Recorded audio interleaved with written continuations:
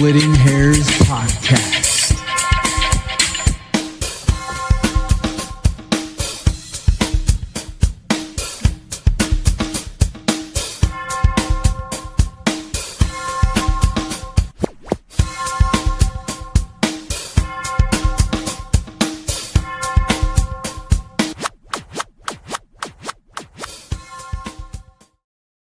Hello, Jackrabbit Nation. Welcome to the Splitting Hairs Podcast. It is your Friday Night Football edition. All the boys are here. No roll call. Full attendance tonight and on time, just like we like to see, right? Just want to shout out the Wild Hair Brookings, South Dakota, our sponsor. This week's episode and all episodes are sponsored by the lovely folks at the Wild Hair Brookings, your home away from the Dakota Dome, and the only place to be when the Jacks take on the Coyotes if you're not there in person. It's rivalry week in South Dakota, North versus South, blue versus red. It is a color rush game, Brookings versus Vermillion, and the Wild Hair is where Jackrabbit Nation rallies if they're not on site. If you're not making the trek down I-29, you know where to be. Happy hour every day from 3 to 7, all day happy hour on Sundays and Tuesdays, $3 Wild Islands on Thursdays, $10 domestic and $22 seltzer buckets during every Jackrabbit game. And don't forget, it is Fireball Friday. They'll have every snap, every hit, and every touchdown up on the screens as SDSU looks to keep the state blue. So grab your friends, throw on your Jackrabbit gear, and head to the Wild Hair, the unofficial home base of the Splitting Hairs podcast and the loudest spot in Brookings after the games. Because when it's North versus South, there's no middle ground. It's all blue, all pride, and all Wild Hair. Thank you, fellas. We appreciate the sponsorship. And, gentlemen, how are we feeling today on this Friday? Feeling great. Great week to be a Jackrabbit. There, I'm anticipating this game tomorrow. Excited to see, if the boys, if they learn the lesson, men.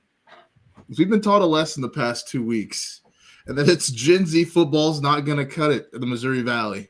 The posing for the pictures and the me football, hey, I made a play. I'm happy. I'll post it on Instagram. I'll put it on Twitter. Like, that's not going to save you, right? That won't save you when you got to play real football. So hopefully they learn the lesson.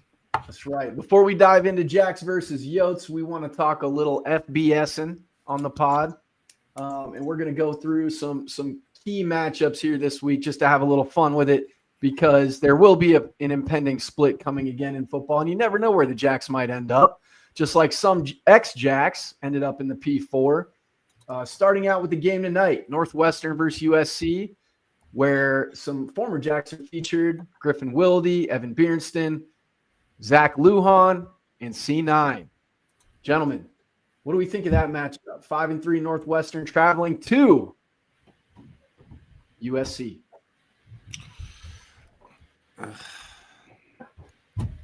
God, I love Coach Smith, man. Good luck. I will. Good luck. I hope the boys go out there and ball out, man. I mean, Griffin's been going crazy all year, though. So, he's shown, as an exciting white, that's not just in the state of South Dakota. That's, everywhere he goes. So, he's been a dude. I like Northwestern's defense, this D, and they got Anto Saka. I think he's a first-round beast. They got the talent to hang with people. I just don't know if they have the depth at every position to do it consistently. No, that is true. Wilde has been balling, and Evan's been playing really good, too. The guards are always playing pretty decent when the center's up for the Remington Award. So, oh, yeah. Yeah. Pretty cool to see. That's a really good point, Brian. That's a very good point. Specifically, we've seen that, at the FCS level with Gus and the play from, obviously, the juggernaut himself, Mason McCormick, the mayor of Brookings, the unofficial mayor of Brookings. And, when you look at Northwestern, there's going to be a common theme here.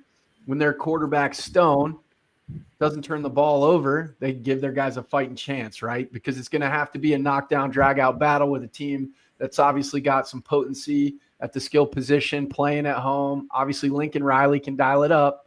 So it'll be fascinating to see what comes out of that matchup if they can hang in there with them and make it ugly.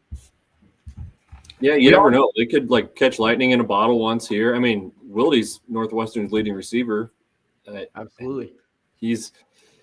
They could. I mean, USC only beat Nebraska by 4, so I mean, you know that they could probably hang with them. You get a couple big plays and get the ball to bounce your way. You never know what could happen tonight. Should be kind of That's fun. a good point, Scott, because Nebraska got lucky beating Northwestern. If you don't remember, Wildy getting held up, Uh-huh. that ball in the end zone. That's Nebraska. Man, don't make me mad talking about Nebraska, man. Mikey entered the chat. Actually, so we've got some other matchups here. We got Houston at UCF. Shout out to Mrs. Spalding and the crew down there. UCF, a little subpar year. Speaking of Nebraska, Scott Frost departs to his old stomping grounds at UCF, man in the helm there. Houston, obviously, for those who don't know, their strength coach passed away. He was very well respected and loved and had an unfortunate battle with cancer. So I know those boys are feeling all different types of ways, and they want to get one on the road in the Big 12. They're 7-2, trying to keep some outside hopes alive, possibly for a G6 club. You also have Tulane going to Memphis, and Memphis is 8-1. They're obviously still hopeful for an outside shot. Not too excited about those games, but Tulane 6-2, something to keep an eye on. Summerall's probably out of there after this year. Yeah. Yeah, and then, of course, we're moving into Saturday, so we got Indiana, Penn State. That'll be interesting. I think Indiana State probably rocks them. We like Signetti, the FCS lore, the guy from JMU. Brian, was Signetti there when you were getting some run? Signetti went to, he was at JMU. Did you ever talk to him or other guys on the staff? Yeah, whenever the D-tackle coach that's there or at Indiana now, he was a Southern Illinois D-tackle coach and went to JMU the same time process when I was in the portal. So it was close, boys. It was close. The brotherhood at the time brought you to South Dakota State. That's what we like to see. Good old Zach Wilson. That's right. It told me that it's not really that cold. Liar. The Zach Wilson posture, lie when you have to. It'll keep you married, boys. Hey, how about this funny story about Zach? My first weekend in, we fly into Minnesota, right? And it's that 4-hour track. Somebody somehow forgot their keys back in Florida. We had to rent a car, drive, go get his spare key from back in Brookings, turn around, drive back to get his car, turn in the rental. How about that, boys? Now that is hilarious. That sounds like a Zach Wilson story there. That's so funny. Love you, Zach, by the way. Well, then, Signetti, obviously, I like his style. He's obviously been able to bring in a disciplined approach. They're playing clean football. They make good decisions with the rock on the offensive side of the ball, and they get after you in special teams. So that'll be fascinating. I think Penn State, they're licking their wounds at this point in the season, probably just trying to get to a new staff that they're going to bring in. Mm-hmm. We shall see. I'm hearing some different rumblings. It's fascinating what's out in the interwebs. Georgia is going to Mississippi State, Starkville, not the easiest place to play, but, not the toughest. Should be fascinating. They kind of stubbed their toe and just stumbled to the finish line against Florida. Brian, what were your thoughts on the old Georgia-Florida game last week? Oh, tough. It's tough to grow up a Gators fan, Tim Tebow, he really set the bar too high for you guys. Spoiled you guys. For sure. Speaking of Tim Tebow, one of the most fascinating matchups for us anyway is a guy who plays very similarly to him, although I think he does throw the ball better than Tebow. That's Mark Gronowski, Captain 11. He goes at home against Oregon in a 2:30 matchup on CBS. What are we thinking, gents? What do we like? I saw a graphic about Mark recently that he has more rushing touchdowns than 36 FBS teams. That's awesome. And there's a white man toting the ball too. Like, come on, man. I think just his ability to win and his tenacity just cannot be denied. And I think that's something that, Mark brought to Jackrabbit Nation. I think that brought over like that bled into like a lot of the winning that those teams did, because like that dude will not, like, if it's up to him, you're gonna win. Right. Like if it comes down to what I do and you're Mark Gronowski, like you guys are gonna win. So one might say he plays with an unrelenting pride that I like to see from the boys this week. Start to finish, whistle to whistle till the clock strikes 0. We got to see that. Before we deep dive into, the hate week version 2. I like the Hawks. I think they're going to show up in all 3 phases, which is what they do. I think they're going to play ugly ball. It's funny that you mentioned Mark has more rushing touchdowns than 36 FBS teams across the side of the ball that we're going to be seeing on Saturday. LJ Phillips has 12 rushing touchdowns, and he's been balling. So if that tells you anything, that's how effective Mark's been in the run game, and not just from short yardage sneaks. Obviously, there have been plenty of those, but obviously Mark's taken off in big-time situations, been able to get some chunk plays. So it'll be cool to see. It'll be cool to see what he can get through the air as well, as he's starting to come along through a nice dime 2 weeks ago to the back corner of the end zone to a guy who is just coming off injury. So it's good to see them starting to connect. Always like seeing former Jacks succeed regardless of where they're at. Then we got a big one, BYU Texas Tech. I believe game day is there this week out in Lubbock, as well as the Snapback boys. Shout out to them. Yeah. BYU Texas Tech at 11 a.m. on ABC. Texas Tech, everybody knows. They got a loaded roster. They've certainly bought talent because that's the nature of the game right now, but they've gone all in on that front, gentlemen. Do we think that they can beat the Storm and Mormons? I bet they can. 1,000%. Yeah. Can't they? Will they? Oh, yes. Yeah, I think so. I saw saw something. really They spent like $7 million on the defensive line. Isn't that what I saw? That is Bro, crazy. they got high school recruits getting million to come in. Millions. I mean, this is Texas, man. You guys know better than anyone. Like, Actually, I mean this, politically correct answer all the way. They gave a softball pitcher $1 million. What do you think they're going to be Damn. paying? That's crazy. That is crazy work right there. it means more in Texas. It would seem. It would seem.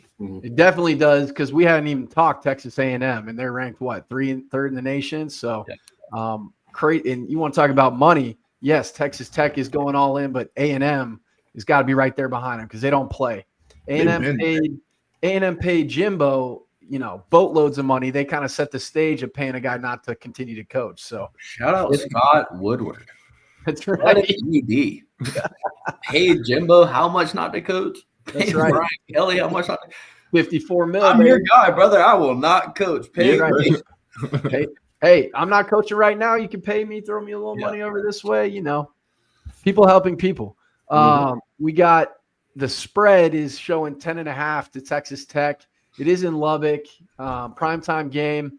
Texas Tech kind of stubs their toe every now and again. And hey, whenever you got a quarterback rocking that 4.7, don't you sleep on that toughness now. 4.7s all day, baby. Let's go. Bachmeyer, right? Bear Bachmeyer. Yeah. His name is Bear, too. Come on now. SMU coming off a big victory against Miami at home. Goes to Boston College, who's 1-8. The Fighting Bill O'Briens aren't showing much fight. SMU probably trounces them. Colorado, West Virginia. Prime is kind of falling off. Less than prime. Just shows you what happens when you don't have great offensive lines and you lose a top-tier quarterback. I mean, you can say what you want about Shedeur. He's a top-tier quarterback, at least in the FBS level, certainly last year, and he probably would have been due to stay one more year and just collect some good NIL and improve as a quarterback. West Virginia, they're in the dumps. It'll be interesting. It's a battle of the dumpster down there in the Big 12. And then, intriguing matchup, James Madison goes to Marshall. They're 7-1. They got an outside chance in the G6. And next week, the Wazoo Cougars, in second place in the Pac-12, head to James Madison to take them on. That'll be an interesting matchup. Or at least they go to Louisiana Tech, then they go to James Madison. Yeah. All the same, that should be intriguing. Southern Miss, Arkansas State, not interested. Temple Army, not interested. Ohio State, Purdue, rebuild. They're definitely going to get pummeled. Ohio State's defense is insane. Citadel, Ole Miss. Going to go number 1 overall this year. Oh, for sure. Citadel, Ole Miss, it's hilarious because I would love nothing more than for Kevin to get his due and have Citadel upset Lane. That would I just don't know be. if I quite see that one happening though. No, it's not going to happen. But they do run the triple. They do run the triple, and they have to defend the triple. They should have the talent to do it, but that can be a pain, man. Mm-hmm. That can be a pain. Missouri State is surprisingly rolling at the FBS level, gentlemen. Liberty, they're probably going to get that one. They are on the road, but intriguing to watch Missouri State not be so miserable. Well, when they go to an easier conference. Scotty, bingo, Man. bingo. Don't sleep on the Missouri Valley. We learned that last week. UAB Rice, not interested. Maryland Rutgers, even less interested, and that's a Big Ten game. Louisiana Tech, Delaware, 4 wins in the FBS. Kind of crazy. Mm-hmm. FIU, Middle Tennessee State, really not interested. Jack State, UTEP, not interested. Charlotte, East Carolina, not interested. Tulsa, FAU, not interested. Texas A&M and Missouri, the Fighting Drinkowitzes. That could be fun. Yeah, I don't know, man. I don't know about Missouri. I don't know what I to don't know think either, about. but it's there. It's in Columbia. It's not. Broke their leg too. So.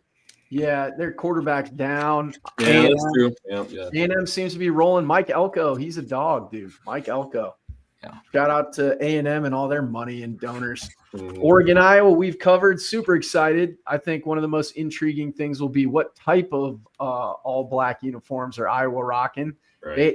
They came out with some dope all-black threads. I want to say in like 2016 against Ohio State. Yeah, with that was sick. That was I don't know. They had like some carbon fiber something or other. Those were freaking sweet, and they beat the pants off of Ohio State. So I mean, Brian, you could speak to this directly. What's it like playing in Kinnick? I was there as a fan, and I've been to a lot of loud places, right? Been at the Shoe, been to Purdue, Notre Dame, like loud historic rivalries, but Iowa's freaking nuts. Yeah, Iowa was nuts. It was kind of cool to see like the tradition too, waving to the kids who are fighting, way more important battles than what we ever were doing. I don't know. It's just an insane. The pink locker room was cool. Demeaning. It's great, right? What'd you say? Sorry. It was so demeaning. It's great, right? Because it's kind of funny. You just got to laugh at it. Yeah, and I think Coach Chris, he went over like the meaning behind it and how it's supposed to make you, less aggressive, right? And all the things behind it. But I don't think that played a part in it. We actually should have won that game. I know. Mark was a little don't get me started. 7-3. overthrew Jaden by about 5 yards, didn't he? Yeah, if he connects on that one, whole different ball game. But obviously, we know he's coming off his injury, not in rhythm. Luan, first game ever as OC. Just a lot of kinks to work out. And damn, that was an oppeopportunity. But we know what happened in the end. Too. Special teams crushed us. Their punter, insane. Their punter was nasty. Feldkamp, questionable plays. Yeah. Well, Tucker got hurt. Franzel got hurt. Dyshawn had a pick six opportunity that just it dropped. Yeah, right. Yep. Franzel should have scored on his pick.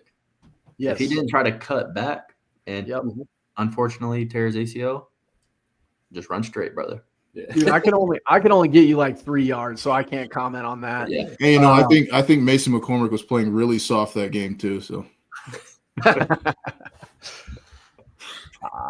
he needs to be better that game.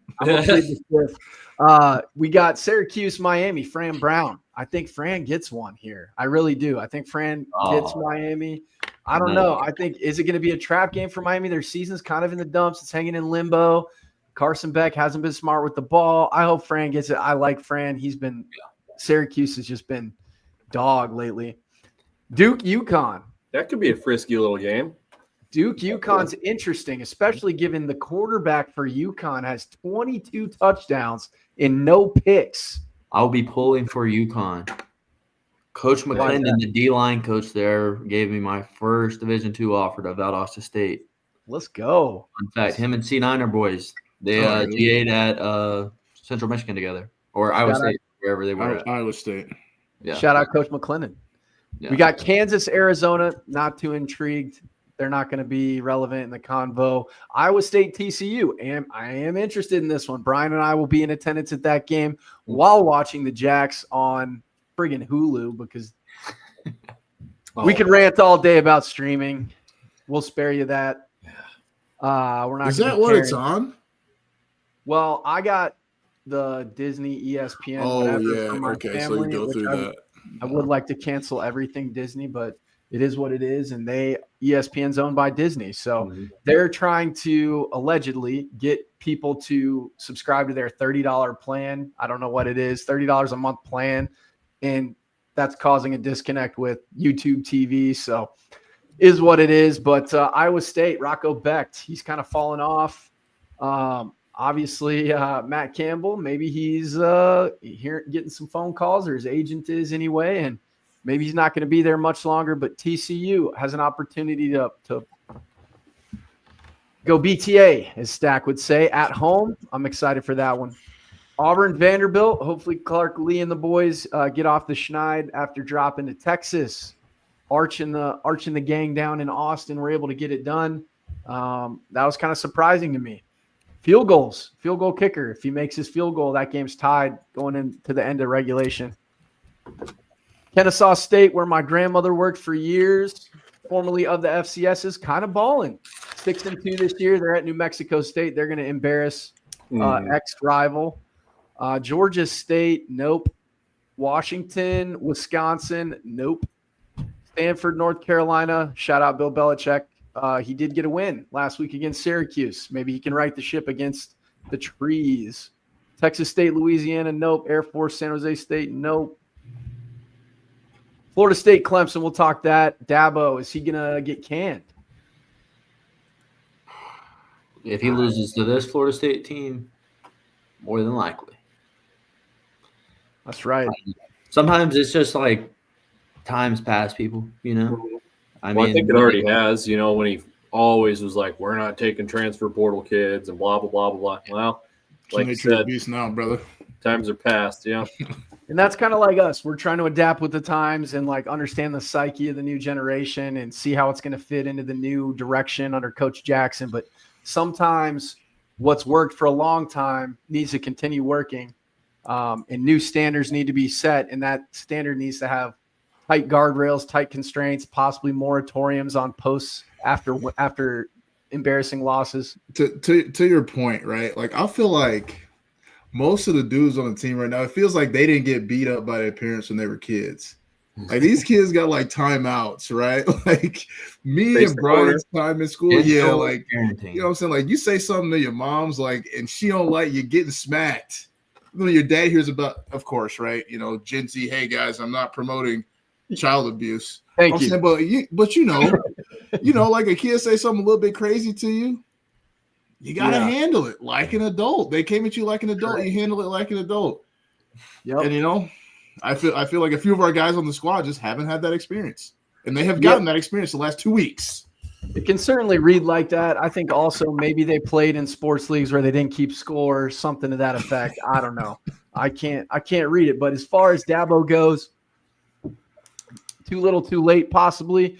Maybe a change of direction. Here's the thing: don't know what kind of money's left on his contract, and there's definitely a pool of guys to get. Do they go after a James Franklin? He's similar but different, right?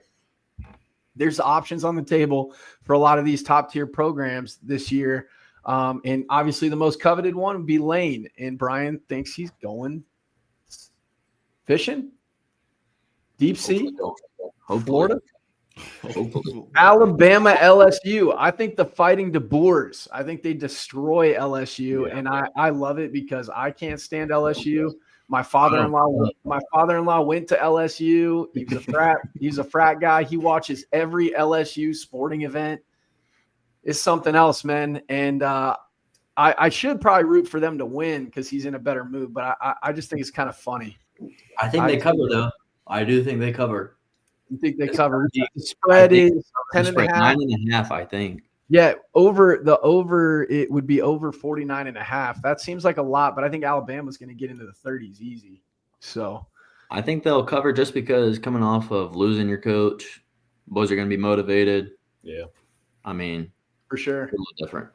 I agree. I think Dan makes a great point here. If not for just the sheer entertainment value, Ed Orgeron would be hilarious. If they brought him back, they put him on a performance-based contract, and let's say he won another natty, that would be hilarious. Hilarious. With guys with former players just doling out cash in the locker room when you're not supposed to. That's freaking awesome. That was awesome. Navy Notre Dame. Navy 7-1. The Fighting Midshipmen going to take on the Fighting Irish in South Bend. Notre Dame's probably going to win out and get into the playoffs. What do we think here, man? Yeah, their only losses are to Miami and A&M, right? Right. So, 2 ranked teams. I don't know. The Miami win or the Miami loss is kind of looking bad. The more time goes by, losing to SMU wasn't a good look. So. Right. And then you got Florida, Kentucky, so they're in the dumpster, and it'll be interesting. Sorry, Brian. That's all right. Nevada, Utah State. Not worth talking about. Nebraska, UCLA. Kind of interesting. It is. Rayola's out, right? I'm sorry? Rayola's hurt, right? No, for the season. Yeah. Is he really? What happened? Yeah. I thought he was. I believe. He broke his fib? Yeah. That sucks. Yeah. I still think I got Nebraska in that one. Just, I don't know. Maybe that's just the Midwesterner in me, but UCLA just doesn't move the needle much at all. They're not impressive at all. I went out to Northwestern to watch them play this year. Like, just no juice. Like, I think is it a home game for Nebraska? Yeah. No, isn't it? No, it's out there. No, UCLA, and the spread is 2.5 to UCLA. So that Royola effect, obviously, that's kind of showing up here in Vegas. UCLA also turned it around, though, boys. I know. I think they're playing more inspired ball. They just ran into the buzzsaw of IU when they're coming off 3 straight. And then I don't really know what happened last week. They might have run into another juggernaut.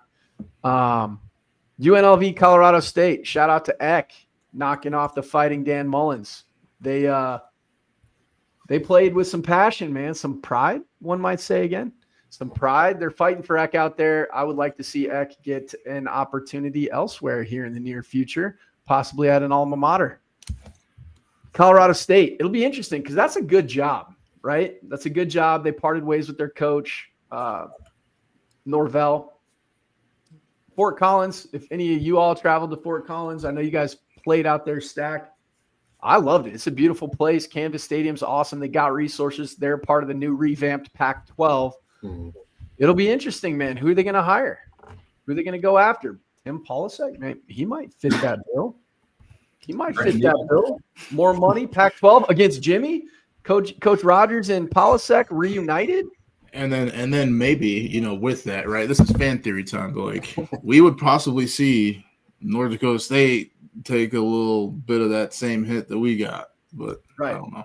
Someone mentioned that in the chat previously. Like, don't be upset that happened to us when a coach went FBS a couple times. Then we have Sam Houston at Oregon State. The Beavs coming off a big win in conference. They right now clinched a share of the Pac-12 championship. I watched that game last week. It was ugly, but Jimmy had the defense playing. Boys were balling. Yeah. They got to figure something out on offense. There's some frustration that we saw in blue and yellow from last year emerging, and some chatter about the staff out there. What are we thinking? Brian, you watched that game. Honestly, I don't know if it was so much on Freund or if Zevi just complete a pass. There was stuff. I mean, there's stuff always there, but players got to make plays. Players have to execute. I mean, you got to do what you're paid to do now, I agree. There was enough creativity, too. I mean, I like the creativity. He put his guys in spots. Zevi's got to make better decisions.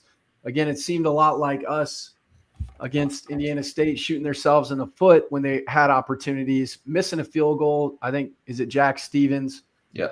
He had he's been having a solid year. I think he only missed one field goal up to that point, missed a kind of easy 33-yarder, but I didn't like the previous play leading up to that when Zevi scrambled out of bounds and made that angle even tighter, when in reality I think it was third and manageable. And they could have done something a little bit different to get off the schneid there and get some points on the board, at least force overtime.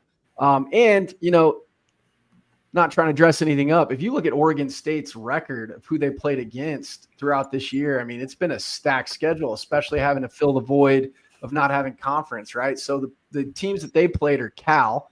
Cal's got a really good winning record. Fresno State, shout out to Coach Davis. He's balling out there. Texas Tech, Oregon, Houston. I mean, all these teams have solid winning records. They lost a tight one to App State, 27-23. Wake Forest is a good team this year. Former Jackrabbit head coach, Coach Dickert, their former Jackrabbit coach, is now their head coach. Oregon State, they pounced on Lafayette, and then they got Washington State. So they're coming off back-to-back wins. I think Washington State gets them in the finale. Oh, they're going to roll them, I think. Right. Sam is they're struggling real bad. Sam sucks. They don't have a win yet. So, I mean. And, not to go to bat for Sam, but it is tough because they're playing several miles away. I want to say it's like 40 minutes away from campus in Houston, the Houston Dynamo Stadium, the soccer team. During the renovation. Yeah. And they're doing a renovation on Bauer Stadium. So it's tough. And they weren't getting great turnout anyway after the FCS era, and they weren't getting great turnout then. That might be some of the reason that old boy left to take the Temple job. So who knows? But then we have San Diego State and Hawaii, the inferior SDSU in name, but they're balling this year. They're playing great defense. San Diego State probably wins the Mountain West. All right. That's FBS, gentlemen. Now let's talk some ball. South Dakota State, back-to-back losses. Hasn't happened for the first time, and I don't even know how long. This is probably 2019, right? We did not lose. There was a week between there. Right. Yeah, was there a bye week? Okay. Yeah, there was a bye week between there. We ain't strapping up 2 weeks in a row. Okay. Technicalities. 2014. 2014 was the last time that they lost back-to-back games like that. And we're in jeopardy if we don't get it corrected of hitting some real dark waters here, men. Very dark waters. Have to pull out a dub here in the next 3 weeks. Right. There's got to be a level of like how we talked about during the North Dakota State game. I said we didn't see a lot of desperation out of the boys, right? Now, you're in that position where you have to be desperate, right? Like if I don't play with desperation, like we could be going home here. We could be, or like, and honestly, in a good way, hey, maybe we play on Thanksgiving if we play the way the Jackrabbits have been playing for a long time. If we play our brand of football, but like, man, you got to play with unrelenting effort, like we were talking about. Like, it's got to be, I'm willing to die on this field to win this game because, like, it's truly do or die for your season right now. And being South Dakota State is not going to save you from these teams that you're going to play the next 3 weeks. It's going to make it harder. You got a target on your back, right? Like, everyone's going to be gunning for you. There needs to be a absolute sense of urgency on every single play because what we've seen the last 2 weeks just obviously ain't it, right? So, and here's the thing. I love everybody in that locker room. You know what I mean? As a former guy, we've all been there. Kyle, Stack, Scott, you didn't get experience it. I'm sorry. Everybody in there, brother, we love each other. You always want to see the best foot forward, and you don't want to hurt anybody's feelings. Taking the Homer glasses off. We've been preaching brotherhood all season, all off season. We talk about the brotherhood every interview. I hear brotherhood, but it's not playing like you turn the film on. There's no brotherhood, none across the board. You don't put bitch on tape. Excuse my language. You don't put bitch on tape, and you play for the guy next to you. You have to die for that person next to you. Double team Logan Green. That's the one I'm seeing. That's a guy playing for brotherhood. Getting off a double team, trying to make a tackle with his big ass head. That's him playing great ball. We need 11 Logan Greens. And can Logan play both sides of the ball, offensive line, defense?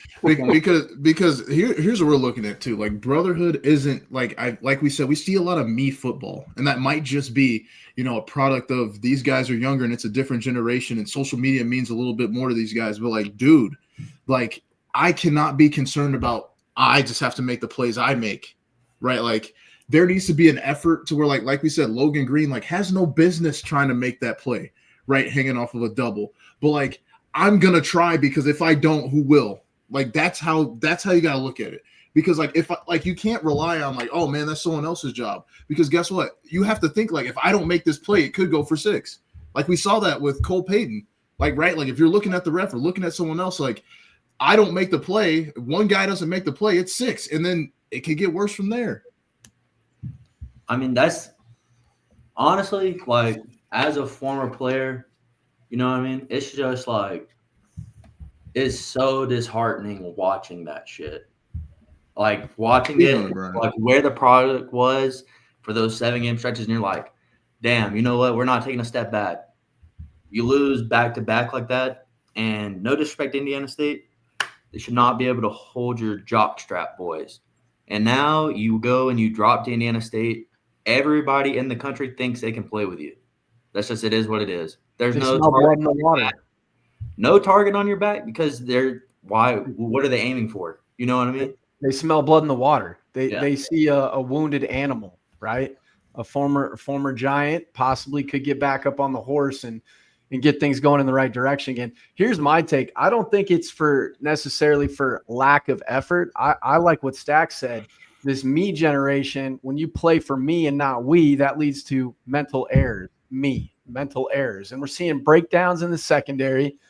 We have the ability, we have the capability, but are we executing like we should? Because we're communicating to the brotherhood on field, pre-snap, any adjustments, shifts, trades, motions, defensively, are we doing that? On the offensive side of the ball, same thing. Are we communicating across the line for protections? Because our interior offensive line has to play better. I would also add to the mix, I have seen Q leave it all out there like he's playing for the brotherhood as well. I mean, he's going balls out. And shout out to Sam Hagan too. We haven't really talked about him because he hasn't really been a part of the issue or a lot of the blemishes, but now he's out for extended time. Maybe, I don't know. We don't get the injury report, but we know he will miss time. So now you got a lot of reshuffling on the offensive line. You got maybe Chase plays. I am going to be skeptical. I don't know. But let's say we got a younger quarterback out there. I don't even know. Maybe Marble goes. Maybe they pull him to see something. I don't know what's going on with Marble either. So let's just say we have a young guy going in either way because Marble's a redshirt freshman, or we have Jack Henry, or we have somebody else. I don't even know how many more we have on the roster. But you got to make it easy on him and give him time to throw and get through his progression. Not only that, I recognize we are hurt. Chase, how good is Chase Mason? Because we have seen without him, holy shiznit, boys. Let's be real. This could be a 5 in a row without him type thing. If they don't play with some pride, right? They have the capability. Maybe they don't have the depth. Everybody's injured at this time of year, man. Everybody's injured at this time of year. Maybe not at marquee positions, but everybody's injured. So I don't want to hear that as an excuse, right? I still want to say, guys, this team has seen so much adversity, right? And I don't want to name drop the whole thing, but let's look outside of football, right? You've seen it. You've seen how bad it can get, right? So a football game, a bad play cannot make me fold in on myself, right? Being down, I don't care if it's 3 scores. I don't care what the game looks like. You guys have seen the worst, how bad it can really get, right? So I just want them to just harness that, man. Think you're playing, your whole squad gets gutted last year. You guys are the ones that stuck around. You have guys this spring that come in and add to the pieces. You have a tragedy befall your team before the year even starts. Man, at what point do we start saying, I am going to make that stand right here, right now? Let your nuts hang. I mean, let's be real. It's crass, but let them hang, man. That's where the pride needs to emerge. That's where the fight needs to emerge. I don't care if you get chippy. I want to see some friggin' attitude out there. You know what I mean? Like, that's Jackrabbit ball. Like, you think Tucker Large would let any of the stuff fly? Like, no. And that's your heritage. Know your heritage, right? Would we have a back-to-back national title if friggin' 300-pound Brian Williams isn't hauling ass downfield to force a fumble against Montana in the national title game when we couldn't tackle? I mean, come on, man. Like, your heritage, Tucker Kraft coming back, turning down hundreds of thousands of dollars. I could go on and on this soapbox. I'm not gonna. The reality is we've hit you with the meta perspective. Now it's about executing. I think when we dive into the numbers, our numbers didn't look bad last week. We racked up the stats. We just need to continue to convert. We need points, and we need to protect the ball. In Scott's bits this week, he did a great job of highlighting. He used the word way all the time and dragged it out because we had the ball on the ground way too many times. Got to protect the rock, right? And it's about executing, knowing your job and doing it to the best of your ability. 1,000%. And that's the thing. All right, I'm not like telling you what you are and what you're not. But what I can tell you is that the tape has not looked good the past 2 weeks. There's not that big of a drop off. Most of you guys know you can do it. It's just like Kyle said, you have to go do it. Absolutely. That's it. All right, Scotty, you want to pull up the stats here for the crew? And for those not watching, we're going to be able to run through some of the head-to-head outlook here. All right, there we go. It actually worked. There we go. And if we maximize it a little bit, we can take a look. So, Scotty, you want to read it off? Yeah. I mean, well, we're not sure who's going to start here for the Jacks, but I mean, Chase Mason, if you compare Mason and Bauman's stats, actually, they're really not too far off considering Chase has missed the last 3 games. So, Bauman is really, everyone knows how good he is. He doesn't move much in the pocket, but he's going to hit his spots. He's a good player, and he's been around for a long time. And Scott, to that point, I think he does have 5 picks, if I'm seeing that correctly. Yep. So obviously he's put the ball in harm's way a little bit more than probably he's even accustomed to. But he has completed 130 some of his last odd passes without a pick. So that's obviously big reason why they're moving in the right direction as of late. Just want to throw that in there. And then you look at Chase on the flip side, protecting the ball.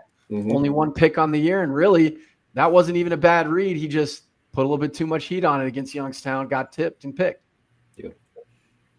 Yeah. Well, and that's maybe a little bit of the reason, like he's been so good at protecting the ball. Maybe early in the season, I think a lot of people were talking about that's maybe the reason we were getting sacked a little bit more than, what we would have wanted, but at least, he was making a good decision and not throwing a bad pass instead. So exactly. You'd hope we see him on Saturday or tomorrow. Again, we really don't know. God, I miss Chase. I Stack, really do.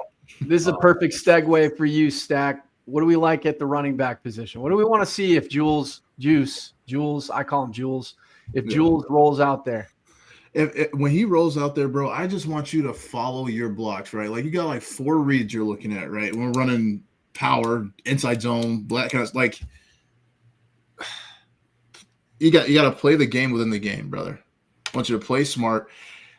Take the easy 4, right? Like I know you thinking, right? Like it's because as football players, I'm sure we all have that moment, right? Like Brian, you think sometimes like, man, if I backdoor this, I bet I could get a TFL here. But then you think, if I backdoor this and I don't get the TFL, it's 6 and I'm in huge trouble, right? So, Julius, I just want you to make the smart play. Take the easy 4 instead of the, 50-50, 20 yards. Just take the easy 4 and let's live to fight another play. So, Stack, some of the fans who might be listening here, you say that, they might be going, well, Juice, he's been running all over the place, most of the season. What are we seeing? Why are you making those comments? Because – sometimes, right, like when you see backs like Pierre Strong, one thing he was really great at was like pressing his blocks, right? Like pressing towards where he's going. So then sometimes teams would over pursue. So he could stick his foot in the ground and go hauling with his 4-3 the other way. Not everyone's blessed like Pierre is. I'll just leave it that way. So like a lot of us, right? Like most Division I football players are going to have to follow their blocks, right? And sometimes we've seen earlier this year, Lawfridge has made he's made plays doing that, and he's made plays not doing that. And I think sometimes he gets a little bit too comfortable kind of rolling his own out there, right? So agreed. So moving into the receiving core there, Scotty.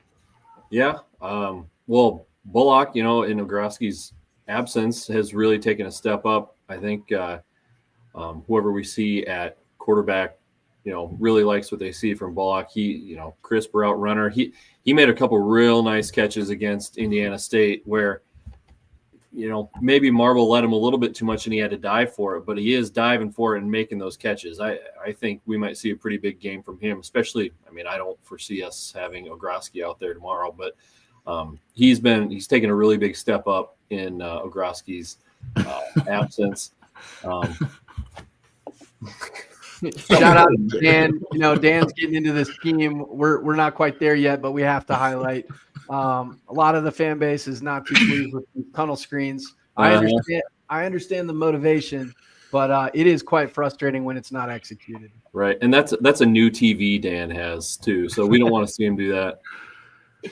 No, and then we should circle back before we get into defense. James Basinger and Josiah Johnson have both done a pretty good job of shouldering more of the load week to week. Corey Blair was listed on the depth chart too, and we obviously know. I think he's done a great job of actually reading the blocks when he's in there and then making the most out of them. With him, it's just staying healthy, right? Yeah. You got to have him stay healthy.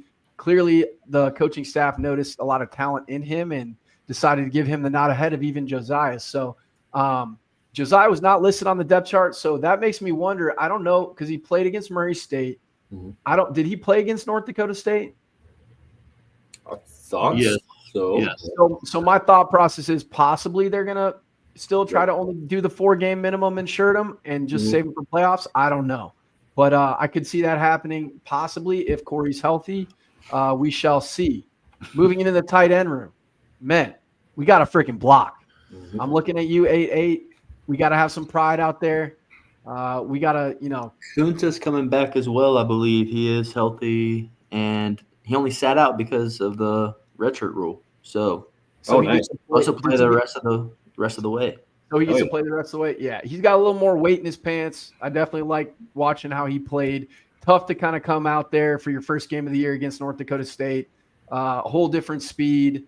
You're obviously trying to get back in rhythm. So want to see him show up in the passing game too. That would be excellent. Obviously, when you have a young quarterback, whether it's Luke, whether it's Henry, whomever it may be, establishing a quick tight end connection is good. And we know Grayton can do that through the air, but you got to be a complete tight end, right? Yeah. Complete tight end. You got to block, no rock, man. Come on. Let's get it done. Speaking of blocking, what do we see happening with the O-line if Sam does miss some time here? Is Pika going to get bumped down into a guard role, and then we move? Maybe does Nate play tackle? Do we use the young freshman, Rauk? I bet it looks like what it did last week. I don't think they're gonna move Pika in there. What do you think? It's Big Bo at guard and Nate at tackle? Yes. Or vice versa, whichever. Probably Nate at tackle because I think he's better in pass pro. So but pass pro at guard is very different from pass pro at tackle. So right, but it does seem to fit his skill set a little bit better. He doesn't. I mean, he's a giant human being, Nate Adams, and I think like in terms of athleticism, it may play more to his advantage to be out there on the edge, and not having to pull as much possibly, and just getting out there in open space. So it'll be interesting to see what happens as far as the makeup across the O-line. And then when we look at the defense, Chase Van Tol was out last week. We lost him in the Dakota Marker game, and I'm not sure what his status is, but it sure would be great to have him back. Some of the help in there this past weekend against Indiana State just clearly showed they need more reps. They need a little more time, and there's a clear drop off from Chase to them. So hopefully we can see him get back out there on the field and be healthy. And then Cullen McShane, gents, what do we think about his play so far this year and what we want to see from him this week? There's only one thing he can do now, and I believe that you have to be your leader of men out there, right? Yeah. Like, obviously, I think his play has been great, but I believe that the boys on defense, at least in the secondary, they need someone to look to, right? And for McShane, like, bro, I have to be that guy, right? And the way that I operate, right? The way that I carry myself, right? The way that everything I do, the way that I tackle, the way I pursue everything. I think he's done a great job this year. But I think it's just going to be he's got to just bring the boys along with him. I think him and Logan Green are two guys on that side of the ball that just have to be like, hey, guys, you got to just go as I go. So, yeah. All right. Well, Scotty, you can stop sharing there. I think did you remove us again? I don't think so. I think I just hit stop sharing. Okay. There you go. There we go. We're back. Yeah, I think from the linebacker perspective too, I'd like to see us time up our blitz a little bit better because our defensive line outside of Logan Green, it's been tough to get a pass rush with just the front four. So timing up the blitz obviously is going to allow us to manufacture some pressure as well. And then who knows, maybe the boys down on the line can start to eat a little bit more. Hell, maybe a D-tackle get to pick as much as we drop them. Jesus Christ. You'd think, too, if we saw, linebackers time their blitzes a little bit better, you might see Bauman make a bad read or something like that because he's not going to escape the pocket more than likely. He could. He's a little shifty, I guess, but he's not going to outrun anyone, if the pocket blows up or something. Which lends itself to, I don't know if we're going to the same place. Yeah, I was going to say, like, with Claiborne, I think, like, off the edge, he's a little bit less of, like, a explosive guy, but he wins in pass rush. Like, I think this is a week where he could rip off, like, two of them. Yeah. If he does his job, if you do your job. Yes. Making plays within the context of doing your job. Exactly. It is worth saying, though, that even though he's not a scrambler and he doesn't look to run, Bauman is very good at navigating pressure in the pocket. And it's another left-handed quarterback, so I just find that funny. Just a funky angle with that rush and him being cockeyed in the pocket. I don't agree with that, by the way. I mean, do you guys agree with that? Yes. I do agree with it. I do believe we miss Reese quite a bit. Yeah. I mean, yeah, but I believe that we don't have any more effective on DN than he is than he would be at D tackle. Truthfully. With what we have available in terms of our roster, I think he's kind of got to be on the edge right now. Yeah. Because it's just him and Rip in, Rip's been playing good too, by the way. Like, he's been playing some ball. I feel like he's an unsung hero a little bit because, like, I get caught up on Logan Green because we were interior guys. Yeah. I'm like, I just love the way he's playing, but, like, no, Rip's been going crazy this year. Yeah. No, for sure. Playing with pride. Sorry, Kyle. Rip. Something that will run to the ball no matter what. That kid's motor is insane. Yeah, we got to shout out Rip. And honestly, guys, our defensively, we hold them to a high standard because of what you guys, Brian and Stack, have played to and what I've seen so many years as of late. The effort, I think the effort's really there. There's just a lot of me generation. You know what I mean? I think the effort is there. I don't think the attitude is there. I think those are two different things. I feel like those go hand in hand though. They do. Like when I say like effort, like I mean like effort's not just running to the ball, right? Like when we talk about like effort plays, like when I'm saying effort, like I'm not really talking about pursuit. I'm more so talking about like what Brian said about like Logan, that one play where it's like everything, like I'm trying to everything within my will to make this play. Like they're gonna have to make me not make this play.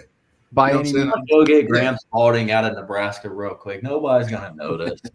Yeah. Chase his uniform and just exactly drop somebody's face one more. No, time. they will notice once they see them pads crack. Once the Grambulance comes out. Grambulance. Love it. Dude, I love it. Only bring him back for UND. That's his favorite place to play. Yes. Yeah. He's going right into Grand Forks, but they will know who that is. Yes. They'll remember him. He was what we would like to call infamous. Infamous. In the secondary, gentlemen, we got to be able to communicate. corner, I don't think that they've been playing too bad. When you look at it, there's a lot of right in phase. Maybe the guy just makes a heck of a play, like Bryce Lance's of the world, Rajah Nelson's of the world. But really, we just got to make sure that we communicate and relay coverages, especially if we're going to have so many different blitz packages in there. And we probably shouldn't be dropping a D tackle in spy situations, especially not this week. I don't want to see that. I still think that it's like our secondary is kind of like our interior O line in that it's not getting out effort, just getting babied. It's cutting guys loose, middle errors, right? Like if it's full slide, who do I have, right? If we're in man or if we're playing zone, who do I have? Where am I dropping to? Because it's not like our dudes be getting routed up, just getting done dirty. There was that one player that dude kind of had a spectacular catch, but those happen, right? No one's gonna get mad at you for that. Exactly. Bro, we cannot cut guys loose on either side of the ball. So, yep. I just want to call this out one more time. When Stack and Brian, myself and Scott are all talking about effort and attitude and tenacity, this is what Jim brings to the table, man. Got a full bus, 68 tickets sold for the UND game, trying to bring the blue for the last game.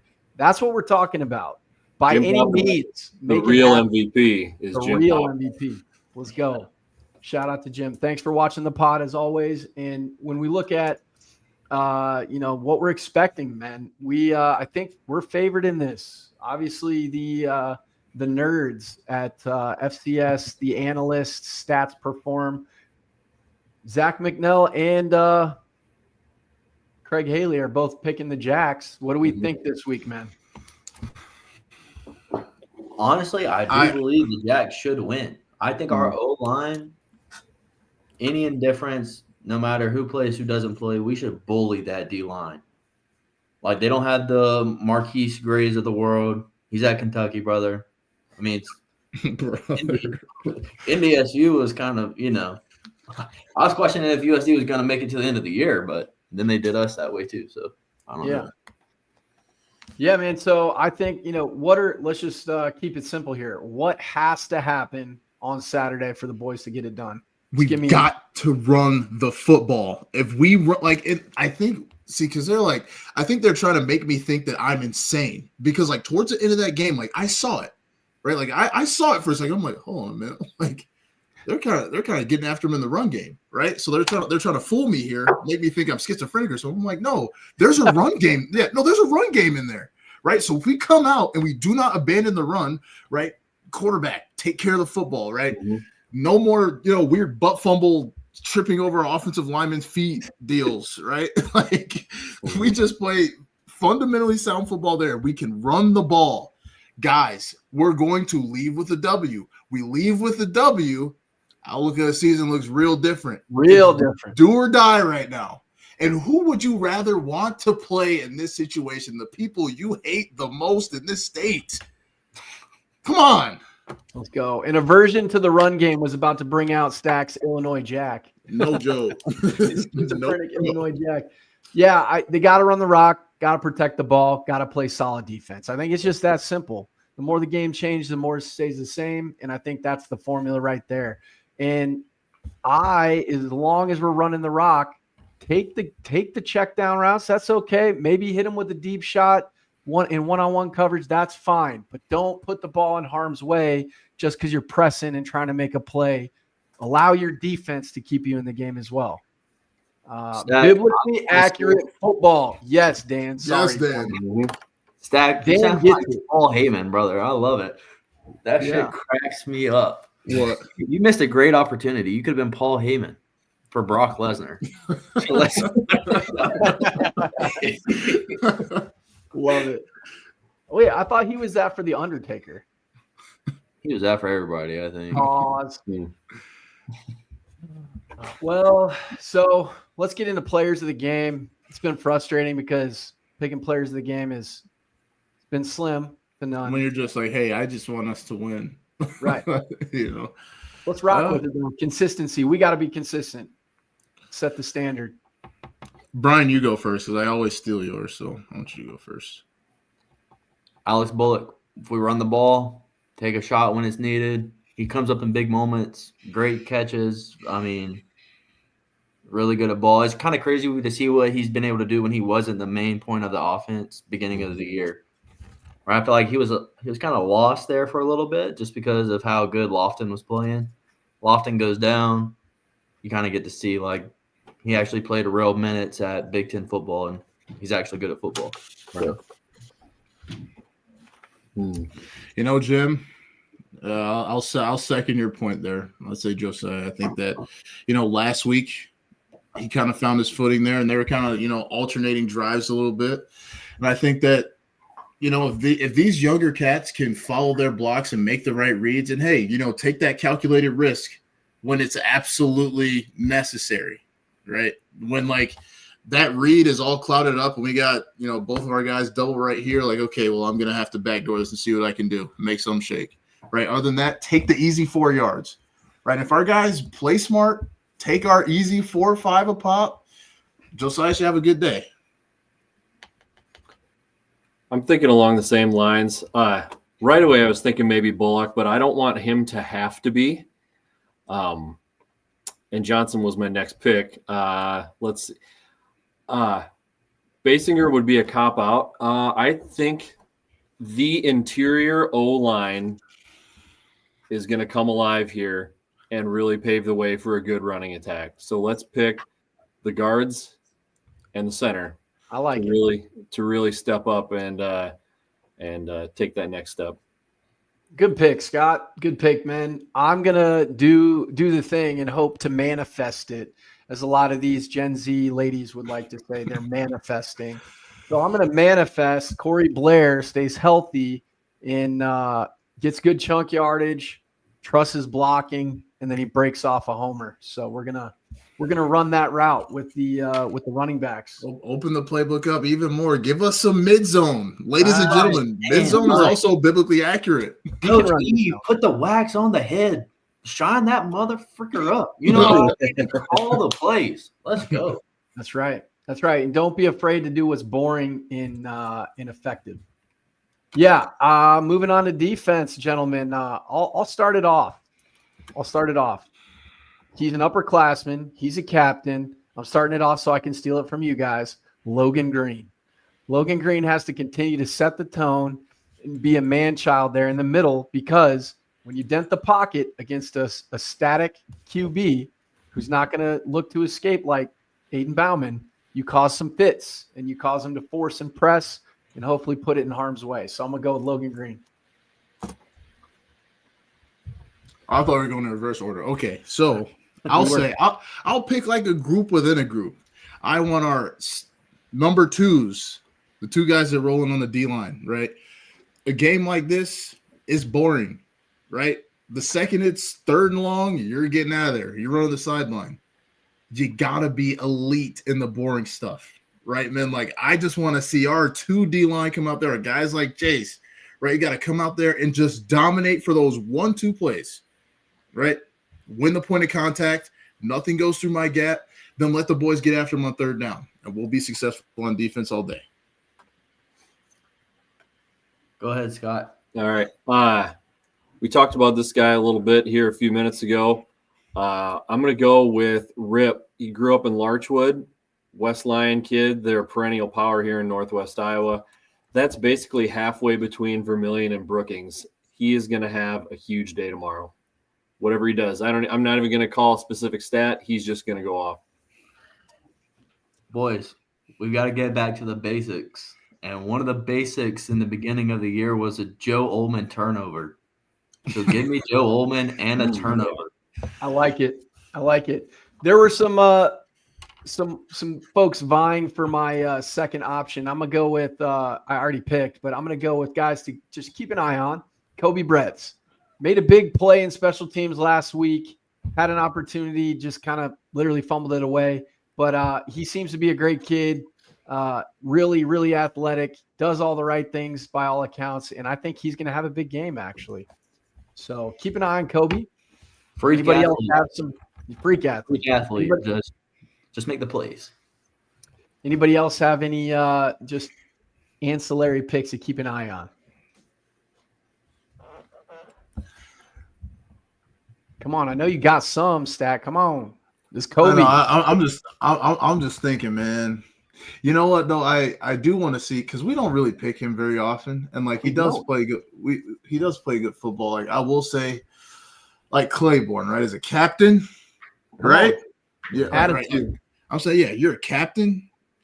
This is one of those games where we need you to show up, and not just on 3rd and long, right? Like in the boring stuff, like squeezing when I should, like staying home, right? If I'm a quarterback player, not running down there for a inside, like a play that's hitting like the A gap on the opposite side that we're not going to make anyway, right? Like being a disciplined football player every single play. Like I think if he does his job this week and doesn't, and I know there's that, and I'm not like calling him out saying like, oh, you roll your own all the time, all this. I'm saying there's that. Brian, you could attest to this. So can you, Kyle. Like there's always that lingering thought in the back of your mind of like, well, what if I just bail this play? I bet I could get a sack here. I bet I could get a TFL here. Do not listen to that voice this week. Do not listen to that voice this week, man. Disciplined football is going to win us a football game this weekend and change the trajectory of our year. Disciplined football. 100%. Special teams played a big impact last week, so we got to take it serious. What are we thinking? Well, there's no weather conditions, so you all better be elite. All of you. Shitty turf. Pick. Scotty, you got it? You gonna make a pick? Yeah. I'm predicting a lower scoring game here. Not to get ahead of myself, but that would lend itself. Are we to, picking on special teams? No. I know, but that would lend Okay. itself to Max Pelham being the special teams MVP. That's what I'm picking. I forgot. Jack Smith is going to Speaking of- return a special teams tud. He was close Ooh. last week, man. I was calling it out in the group chat. Our not our return units, right? But like kickoff, men. Get off the schneid. Yeah, that can never ever happen again. And Right. it doesn't We could ever happen. It should Yeah, never happen. we I could don't know put how that- that happened. We could put that to bed this week by being disciplined again. Like we say, it's crazy. We're not asking for perfection or 2022 Jacks. Just disciplined football. Disciplined football with a little bit of effort. Take you a long way, won't it, Brian? It will. That's how the whites stay exciting. Amen, brother. We're going to move it into score predictions. I'll go first. I'm going to say it is 23-17 good guys. Damn, I don't know, Kyle. That one's kind of right on the sweet spot there. I think that's what I picked Wednesday, too. Yeah. I'm going to say 17-14 good guys. You got Stack? I'll go 16-10 good guys. No. 16-10 good guys. That's a good pick, Stack. Yeah. That's someone that's done that work. You know what I mean? Like 21-10 Jacks, late score. Control the clock. Late score we surrender, or late score we No. Late score puts us up 2 scores. Oh, nice. I like that too. I think we're all dialed in. I see a theme emerging here. Offense. Come on, make us wrong. Make us wrong. Explode on these boys. Let's go. Oh, I should. It is. Oh, I'm sorry. I didn't realize that wasn't fun.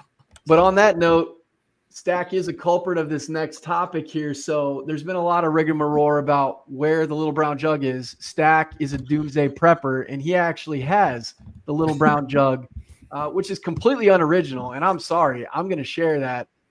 Completely unoriginal. I know it was originated in 1927, but it is not the little brown jug. That's Michigan, Minnesota. If you want to renew that tradition, I get it. Why not build off of it and create something new? There's not even enough space on it, allegedly, to continue to edge scores. I've had some fun on Twitter. It's been interesting to see all the different ideas. I like Battle for the Golden Pheasant. That's a cool idea. Golden Pheasant's a dope idea. You could even sprinkle in a pheasant or some type of little brown jug in aggregate in a Mount Rushmore trophy, which I think is dope. Because let's be real, Black Hills State is not coming up to FCS. There's no Rapid City is a beautiful destination to go and take your family on a cross-country road trip. Sturgis, we're not battling for an old sweaty white male with a great beard and some great leather, right? We're not doing that. We could do a golden Harley. That might be cool. I don't know. My whole point being a golden pheasant would be dope. New tradition, and you can incorporate the old with the new. You just have to get creative.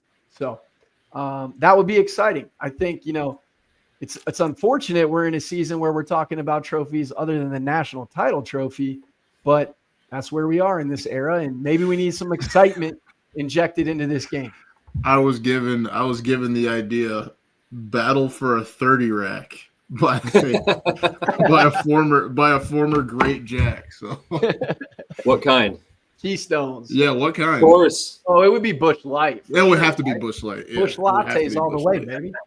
It was Heck Keystone up until about when I graduated. Then everyone shifted to Busch Light around 2012 or so. Yep. So yeah, when I got there, it's full Busch time. So It was Keystone Black, Scotty. It What's was Keystone. It was the Keystone Blacks. You remember those? The Keystone 30 pack? Ice. Oh man, that was a bad deal.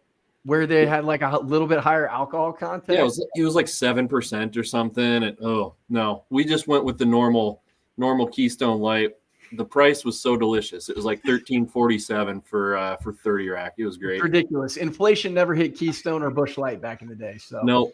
it was how we survived. I drank water and Gatorade and Powerade, but battle for the golden 30. Oh, yeah. that would be That's epic. something I could get behind. And men, that's exactly what I want to see from Ryan McKnight again. Shout out JFPA Prez.